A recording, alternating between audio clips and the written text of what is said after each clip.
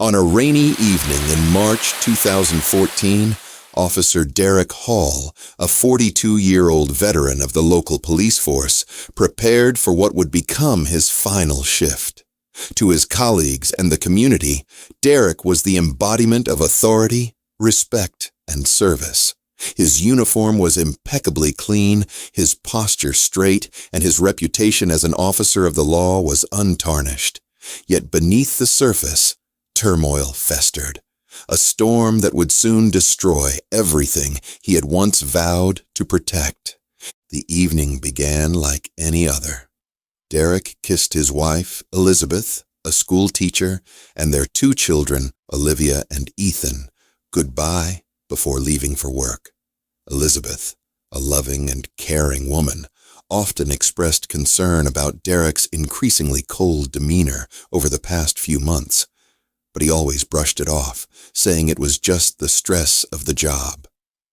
The couple had been together for 15 years, and though there were occasional arguments, the family appeared strong from the outside.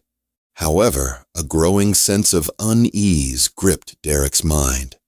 What had once been a stable family life now felt like a trap.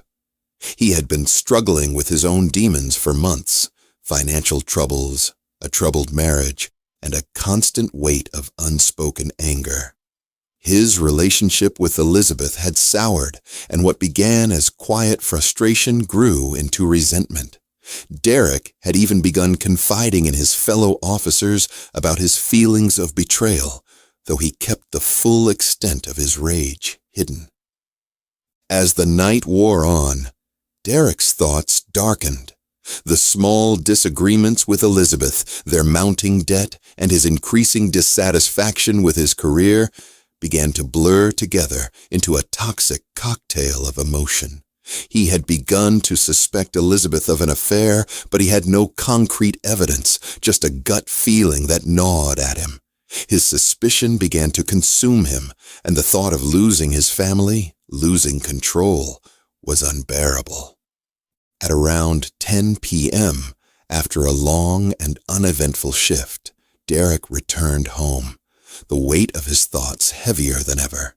He entered the house through the back door, a small action that would soon become a sign of what was to come.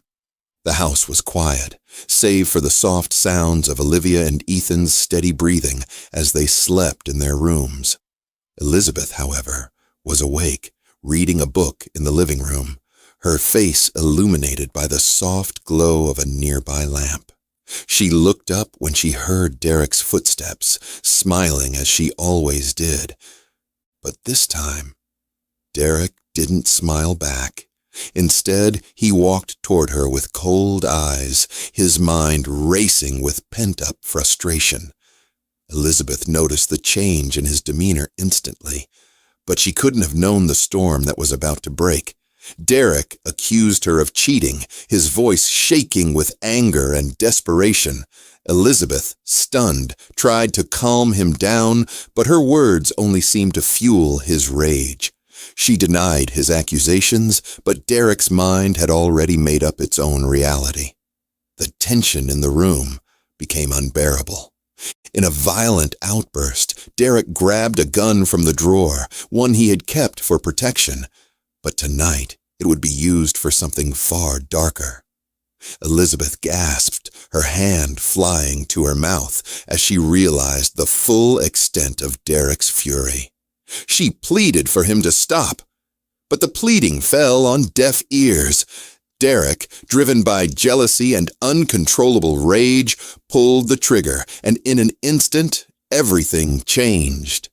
Elizabeth fell to the floor, her body crumpling in a heap as the life drained from her. Derek, his breath heavy and ragged, stood over her for a moment, staring at what he had just done. But it didn't end there. The sound of the gunshot had awakened Ethan and Olivia, and they rushed out of their rooms, desperate to understand what was happening. Derek, his mind clouded with rage and confusion, turned the gun on them next. Olivia, only 9 years old, froze in fear as she saw her father standing with the weapon in his hand, blood on the floor. her mother lying motionless. Ethan, a 12-year-old boy, instinctively lunged at Derek, trying to protect his sister. But Derek was no longer the man they knew. He was a stranger, a man consumed by anger and hatred. In one swift motion, he silenced both children, ending their lives in the same cold, methodical way as Elizabeth's. The house fell silent, except for the distant sound of the rain tapping against the windows. Derek stood alone in the center of the living room, the weight of his actions slowly sinking in. The once orderly home was now a scene of horror. He stared at the lifeless bodies of his family, his hands trembling with shock and guilt. For a moment, the reality of what he had done didn't seem real. How had he let things spiral so far out of control? Derek spent the next few hours in a haze, his mind racing with thoughts of what had happened and what would happen next. He knew he couldn't undo the damage, but his mind refused to accept it. In the early hours of the morning, he left the house, driving aimlessly through the streets, trying to clear his head. His once pristine uniform now felt foreign, heavy with the weight of the blood on his hands. The following morning, neighbors and friends became concerned when they hadn't seen the family. Derek's fellow officers started receiving calls about a possible domestic disturbance, but by the time they arrived at the Hall residence, it was too late. The bodies of Elizabeth, Olivia, and Ethan were discovered in their home, a brutal scene that would haunt anyone who stepped foot in that house.